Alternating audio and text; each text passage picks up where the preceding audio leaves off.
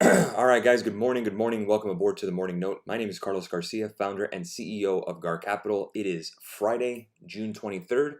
Yes, it was a short week, went by pretty quickly. Thanks to have you on board. Let's go ahead and get started. Dow futures down about 187 points. NASDAQ down about 1% this morning. 43.91 on the S&P. That's down about 0.73%. The Russell, 1841. That's small caps. US dollars continuing to bid. 102.84, still kind of chopping around. We're going to go ahead and look over some charts together. This is going to be a very technical charts focused morning note. VIX up 6% at 1370. We do know that every Friday, for the most part lately, we've had a VIX smash. Just keep getting hit on Friday. 68.04 for the crude oil futures, down 2%. Gasoline futures $2.41, down 2%. Gold bouncing. We covered our shorts last night, luckily at 1921 from 1937. Well done, team. We'll go over that on this evening's video recapping the week. So make sure to join us when we do the video. It is not live. It'll be posted on YouTube. So if you are interested in seeing our recap, I'm going to go over the trades for all of our members as well. But again, this is a public video. So again, I'm going to talk some macro, I'm going to talk some charts, going to preview the week, and then we're going to go over our trades for the week as well on futures, Forex, and options. Copper futures down 2.39%, $3.79. Euro dollar 108.87. We did get stopped out on that one yesterday. Was it last night we got stopped out? So, or was it yesterday? I don't know exactly the date. I believe I don't know the time exactly, but Euro dollar was stopped out at 108. I think it was 109. Let me see if I have it. Well, we'll go over that chart together. Euro dollar, where did we get out? I think it was 108.80 or so. That's where we got out. Was it 108.80? Probably. I have to look at the number. But again, we got stopped out on that one. Dollar yen, 142.85. Still in the uptrend. The euro dollar is still in an uptrend as well, but I may have put the stop a little too tight on that one. Pound dollar, 127.08. Bitcoin futures 30,355. You can see how much Bitcoin has run up. 1888 for Ethereum futures. But we know until we get to 35,000 on Bitcoin and 2,000 on Ethereum, we're not really worried about it. So we're just keeping an eye. We did play Mara this week when it comes to crypto, so we'll go over that as well in the evening. Good morning, Carlos. Do you think we get a bounce today? Now, let's go ahead and get started. Thank you for opening the forum. Let's go to the S&P 500. So we're going to go ahead and see exactly what happened yesterday and what it means today. So you can see the yellow line. I drew that. That is your levels to look at in terms of support. That's right around that 4,400 level, let's just say. Yesterday, we had a nice hockey save on Thursday right at the open. And I know because I had NASDAQ futures short. And we were green, if you guys remember that. We were right here, nice and green. We got in at 15K. We were right here at, what, 14,965. Maybe we were up like 25 points. And then we just had the nastiest green short covering rally you can imagine. The bad news is that we got stopped out on that one. I didn't move the stops, but the good news is that we learned our lesson. So we got a nice little bounce. We played longs again, which was at 150, I believe, and we got as high as 239. So we closed that, we covered that, we hit our stop for 50 points, and then right when we hit that stop, we started pulling back all the way. So you can see that we're still kind of really testing that 15,000 level, 1530 or so, if you want to go by this yellow line. But 15,000, that should be your main support. If you wanted to short NASDAQ, and I have no problem doing so, I need 14,950. So I can't say we're hanging on by a thread because we keep bouncing from there. And you could see how many times in this bull market the NASDAQ has, again, held support, broken out, very technical. So this would be what, round two of this this support here. Last time we had that was in early June, and we continued to bounce, went from 14,256 to 15,475. Granted, some of that gap was from the contract rollover, but still great price action nonetheless. Still an uptrend. Again, if we're trading NASDAQ futures, which I have no problem doing, we shorted yesterday, got stopped out, went long yesterday and got it. We have a long way to go, guys. 14,754. That's your 20-day moving average. So we know that's our momentum indicator. And according to that purple line, the NASDAQ has been respecting it. So we're going to keep an eye on 14,950 for any kind of move. Look where we are. We rejected 4,500 pretty cleanly on S&P 500, pretty closely actually. In terms of any kind of downside action, I mean, 43.28 is your 20-day moving average. A retest of the August highs at 4,300 would be not terrible. And then we get a bounce, that would be lovely. That would show us a lot more bullish support. But let's go ahead and take a look at the chart together on the 1 hour. I drew that yellow line. I think it's a little crooked. But again, we're starting to break down here.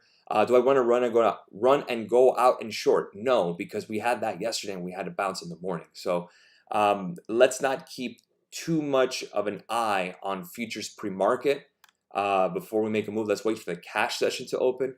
We'll wait probably for 9:30, 10 a.m. turn to see what we get. But 9:30, I usually don't do anything unless I'm closing positions. For example, being Amazon. Amazon we traded yesterday. The 130 calls had over 100K involved. We had to get in, but we got out with the signal at 40% and got as high as 50.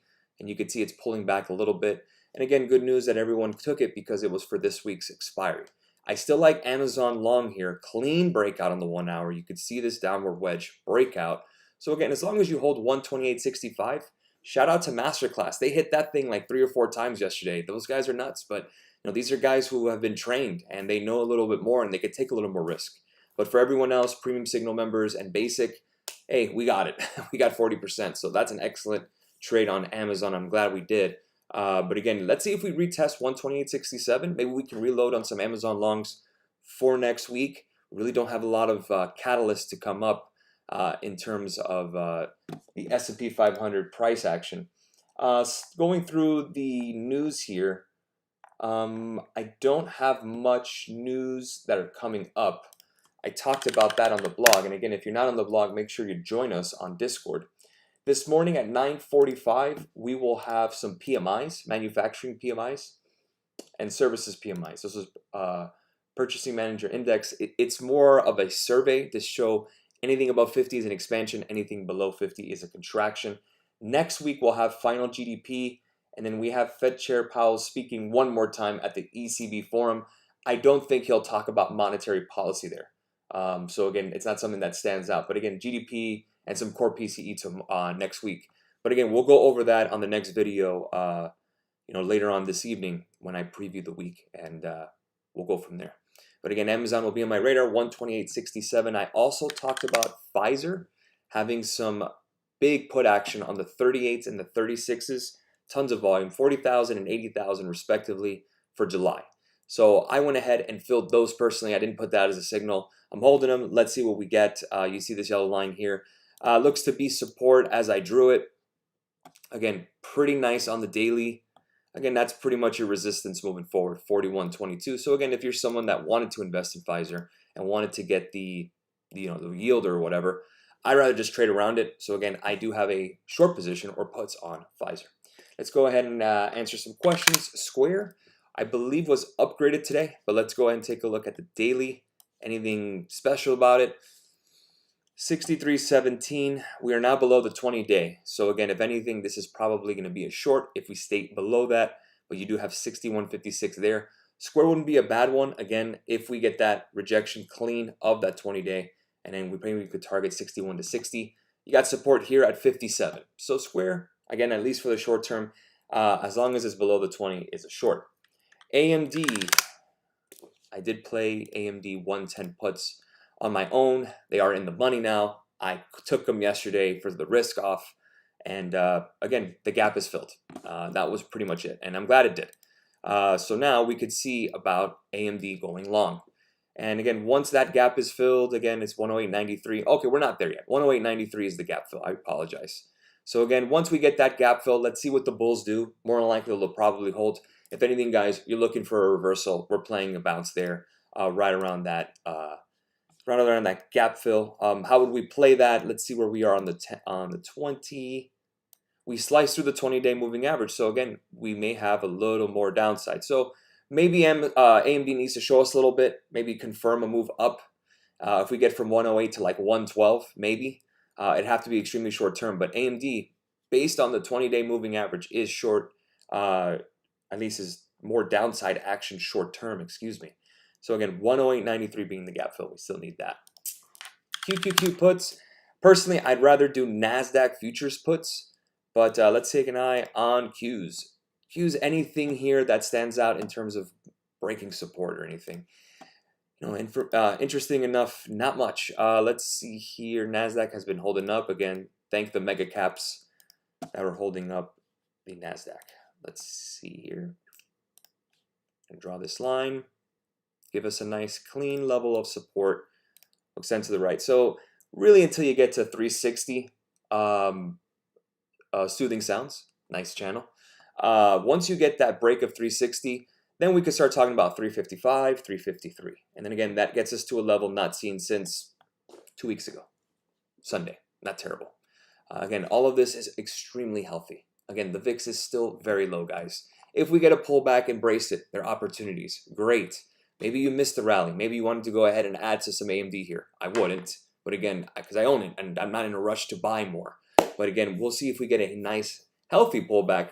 Maybe 4,300, fingers crossed, gives people an opportunity to maybe add on some risk for the possible summer rally, which I expect to come. But again, we know that end of June is what? It's weak. End of June is very weak. Look at the seasonality. We see it. Well, not very weak, but again, we had a pullback. So again, guys, maybe this was it. That little blip yesterday. Now we get a pullback for the rest of the week. Why not? Kind of fits the profile, right? And then when we start getting, June, pullback here. Here you go, June. And then we get the summer rally in July, kind of stabilize. End the week, end the month in July, kind of weaker. August consolidates and then soars. And keep in mind, guys, end of the quarter is next week. How many people made profits on their longs? Maybe you'll start seeing some profit taking. So short term, again, if this support doesn't hold, yeah, I'm going to have to go on at least short term bear mode. I tried to short NASDAQ yesterday. It didn't work. These bulls are relentless, and the bears, they're running out of excuses. I placed that note on Instagram. Read it. It's from the blog. It's a really good one, talking about the market. Euro dollar, oh, here, just kill me. Just chop, and again, that's on me. I should have kept the stop a little wider on that. I'm going to go over that on the video today for those who trade Forex. We're going to do a little bit of a segment on that. But keep an eye on dollar yen. Keep an eye on euro dollar. For euro dollar, maybe we get above 110 again. That's maybe why I want to go long and then see if I can target 111, make up the 40 pips we lost, and then some, just like we did with NASDAQ yesterday. Gold was a great trade too. So that's where we are this morning. When he says, what do you use? I'm assuming you mean the system I have here in front of me. This is TD Ameritrade Think or Swim, but I also trade on Robinhood. So I also put up the quarter numbers up to date. We are still 80% for the quarter. 39 out of 49 trades. That's an 80% hit rate. Not including runners. Runners are different. Again, everyone's different. We still have Palantir and Nike open. I don't know what else we're going to go ahead and get into today. So again, that's what I have. Thank you very much to the back office team for getting those details. Again, we'll go over it in detail a little more on the video tonight when we do the recap of the week. In terms of dollar yen, we're getting a pullback. And again, this is all predicated on the dollar. So if the dollar pulls back, equities are going to bounce and we're going to get a rise in the euro. And then we'll get a rise in commodities, gold, possibly oil. So again, we're going to go and keep an eye on the dollar extremely closely, especially for Forex. And you can see the dollar is up as well, interesting enough, and holding that support of around 101.57. So you're really playing strength versus strength. What you really want to do is compare. So we saw euro dollar, euro yen, dollar yen. So we know that the dollar is strong. We know that the euro is strong, right? Well, is it? Look at the euro yen. The yen is stronger than the euro. So we want weakness versus strength, correct? So we know the dollar is strong, euro is kind of middle, the yen being stronger. So kind of tough to trade that. You can see euro dollar, the yen doing better than the dollar and the euro.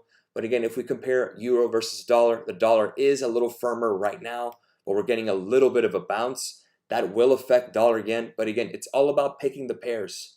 All about picking the pairs on strength versus weakness. So again, on terms of indicators, I just use price action, which would be trend lines, and then my moving averages: 20-day moving average, 50-day moving average, 100-day moving average, and 200-day moving average. That's what I use in terms of Forex.